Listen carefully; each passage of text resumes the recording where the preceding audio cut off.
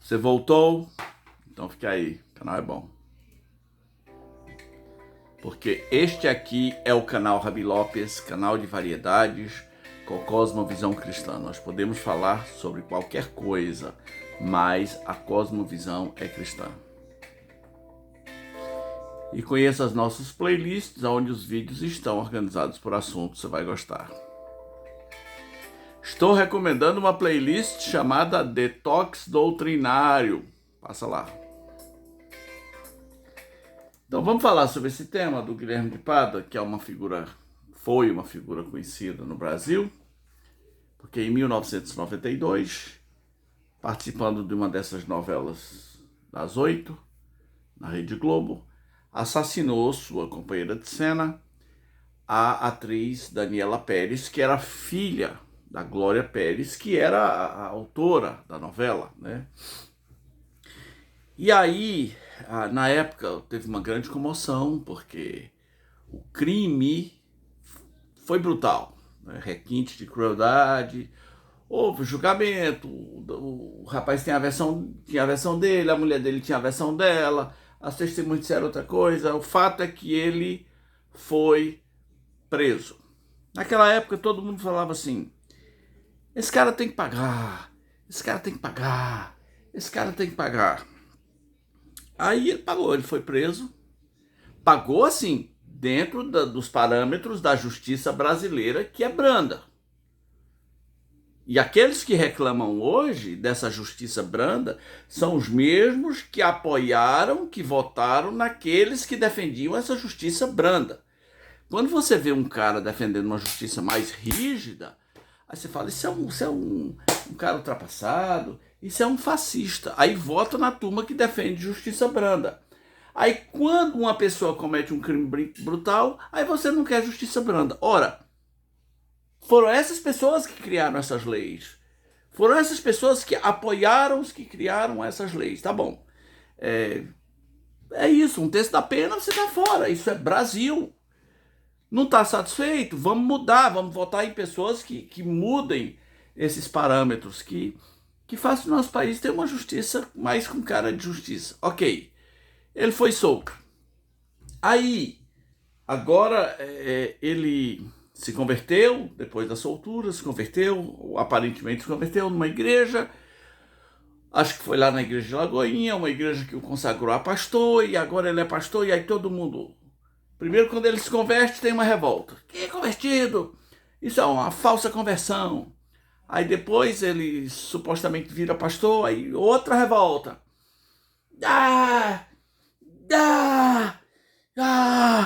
Esse cara pensa que é o quê? Ele vem falar de Deus, do amor de Deus, esse cara é um monstro. E todo mundo esperneando, né? Esse cara tinha que apodrecer na cadeia, esse cara tinha que morrer. Esse cara tinha que morrer. Aí o cara morreu. O cara morreu. Aí agora todo mundo ficou de olho no velório, né? No velório, pessoas falaram coisas boas, pessoas que o conheceram de perto, o pastor que fez o velório falou uma coisa boa, outra, aí todo mundo... que velório horrível! Falaram bem deste cara! Este cara era um monstro! Ok, sepultaram o cara. E agora que ele está sepultado e todo mundo... Esse é um ciclo sem fim, porque o Guilherme de Pádua está morto e sepultado, mas algumas pessoas não sepultaram o seu Guilherme de Pádua. Você precisa enterrar o Guilherme de Pádua, porque a vida tem que ser maior do que isso. Muito, muito, muito maior. Eu vejo pessoas, e eu respeito as pessoas que eram ligadas a Carla Pérez, a Daniela, com a mãe, né, Glória Pérez, como o companheiro, o Raul Gazola. E assim, a ideia que eles passam, não tenho ouvido a Glória, mas a ideia que o Raul passa é assim: espero que ele esteja no inferno. Assim, nas entrelinhas parece que fica mais ou menos isso. Espero que justiça seja feita lá do outro lado. Infelizmente, Raul e todo mundo Essa é uma área que a gente não tem jurisdição. A gente não sabe o que acontece depois daquele apagar das luzes, né, do planeta Terra. A gente não sabe o que acontece e isso vai pertencer a Deus. A Bíblia nos dá alguns caminhos, alguns roteiros, né? Se você se arrepende dos seus pecados, essa é a mensagem cristã nessa era, nesse tempo. Se você se arrepende dos seus pecados e reconhece a sua falência espiritual diante de Deus, de que você precisa de um Salvador, de que você não é tão bom assim, de que você é autossuficiente, de que você tem crimes que afetam a santidade de Deus, que você tem crimes contra Deus. Se você tem esse reconhecimento, a Bíblia te garante a mesma promessa que foi feita ao ladrão da cruz, que nos últimos momentos da sua vida, os últimos da prorrogação, nos últimos, bateu os pênaltis finais da sua vida, nas últimas batidas do seu coração, ele só falou assim: Senhor, eu estou aqui porque eu mereço. Porque o outro não, o outro achava que era bom, que Jesus não era falso e tudo. Eu estou aqui porque eu mereço. Senhor, lembra-te de mim quando entrares no teu reino. E ali, na prorrogação, nos últimos minutos, recebeu a mensagem: hoje mesmo estarás comigo no paraíso. Aquele era o Guilherme dos seus dias. Aquele era o cara que todo mundo devia olhar para ele pendurado na cruz e falar: esse cara acabou, morreu, se ferrou, mereceu, né? Mas o Evangelho, ele tem esse poder de nos humilhar, de nos decepcionar, de nos frustrar, de nos fazer engolir as nossas palavras. Eu não conhecia o Guilherme, aqui se hospedou gente na minha casa, que era lá do início do Diante do Trono, que contou uma versão dele, eu não sei se é verdadeira, Deus o sabe, mas eu não conhecia o Guilherme. Se houve um arrependimento verdadeiro, uma conversão, eu só quero dizer que muita gente precisa sepultar o Guilherme. O Guilherme morreu, mas parece que está vivo. Por que está tão vivo? Por que ainda dói tanto? Por que a morte dele não satisfaz? Então, quando nós conhecemos o Evangelho e a mensagem de Jesus, a gente tem esse poder, entre aspas, de inclusive se libertar dos Guilhermes que vêm à tona, que se recusam a sair da nossa memória. E não precisa ser um assassino. Pode ser apenas seu pai, é o seu Guilherme de Pádua, aquele que você não perdoa nunca. Pode ser apenas alguém que praticou bullying exagerado na escola e que a mensagem dele sempre vem à tona, ele está muito viva na sua mente e você não o perdoa. O Evangelho te ensina a começar a fazer o caminho de volta. E nesse caminho de volta, não é como a música de Lulu Santos que dizem não desejamos mal a quase ninguém. Não desejamos mal a ninguém. A ninguém. Nem os Guilhermes, nem os bonzinhos da vida, nem os mais ou menos. Não desejamos mal a ninguém. O Novo Testamento diz: abençoe os que te perseguem. Eu sei, é difícil, eu sei. Quem está falando que é fácil? Eu sei, eu não estou dizendo que é fácil, eu estou dizendo que é o único jeito, é o jeito apontado pelo Messias, pelo nosso Salvador, pelo Filho de Deus, só existe esse jeito. Não desejamos mal a ninguém, abençoamos os que nos perseguem. Se eles estiverem passando fome, nós vamos lhe dar de comer. Se eles estiverem com sede, nós vamos lhe dar de beber, e o resto é com Deus. Porque o que muitas pessoas pediram com a morte da Daniela foi justiça, justiça, justiça, mas me parece assim uma vingança, um desejo de vingança que nunca acaba, mesmo o cara estando morto. O cara está morto e sepultado, mas você não consegue sepultar o Guilherme de Pádua. Aí surge o questionamento assim. Tem duas lições interessantes para a gente refletir nessa história toda. Primeiro, eu acho que a igreja essa igreja lá não deveria ter consagrado o Guilherme a pastor. Não deveria. Porque tem umas igrejas hoje com um vício de consagrar pastores. Aqui onde eu moro, tem uma história de um pastor do interior, um prefeito do interior, recebeu uma visita de um pastor, o pastor foi lá consagrar o prefeito a pastor. Agora você é prefeito, você é pastor. Por quê? Porque eu estou lhe consagrando.